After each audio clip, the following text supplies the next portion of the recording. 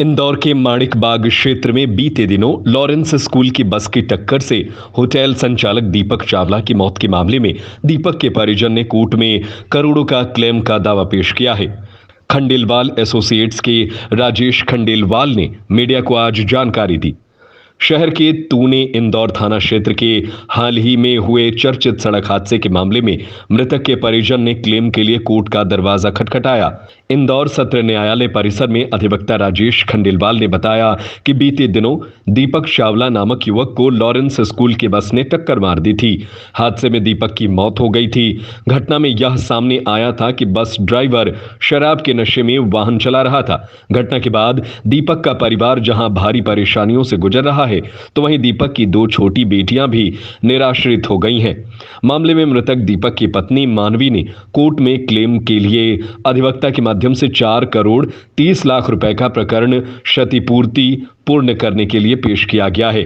वहीं अधिवक्ता ने यह प्रकरण पेश करने के साथ ही विश्वास जताया है कि जल्द ही इस प्रकरण पर सकारात्मक निर्णय होगा। सर, क्या मामला है? किस अभी दरअसल पिछले दिनों लॉरेंस स्कूल की बस ने अंध गति से चलाते हुए और एक दीपक चावला जी जो थे उनको टक्कर मार दी थी। ड्राइवर शराब के नशे में था और नशे की अवस्था में उन्होंने बहुत तेज गाड़ी चलाते हुए दीपक जी को टक्कर मार दी थी, जिनसे उनकी घटनास्थल पर मृत्यु हो गई थी। बस का मालिक जो लॉरेंस स्कूल की बस थी तथा वो बजाज अलियांज इंश्योरेंस कंपनी से बीमित थी।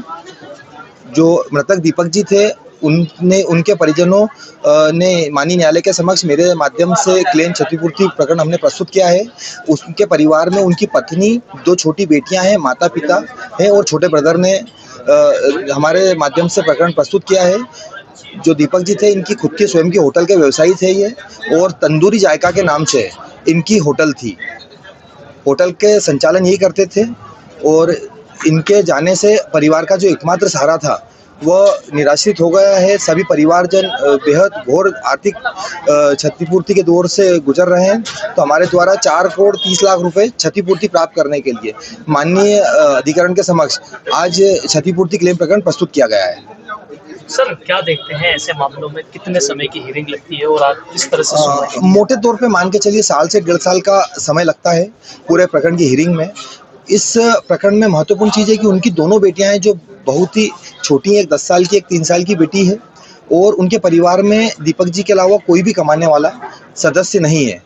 इस प्रकार हमने सभी आय की मदों में आश्रिता की हानि के रूप में सभी मदों को जोड़कर हमने 4 करोड़ 30 लाख रुपए क्षतिपूर्ति मांगने का क्षतिपूर्ति प्रकरण माननीय न्यायालय के समक्ष प्रस्तुत किया है।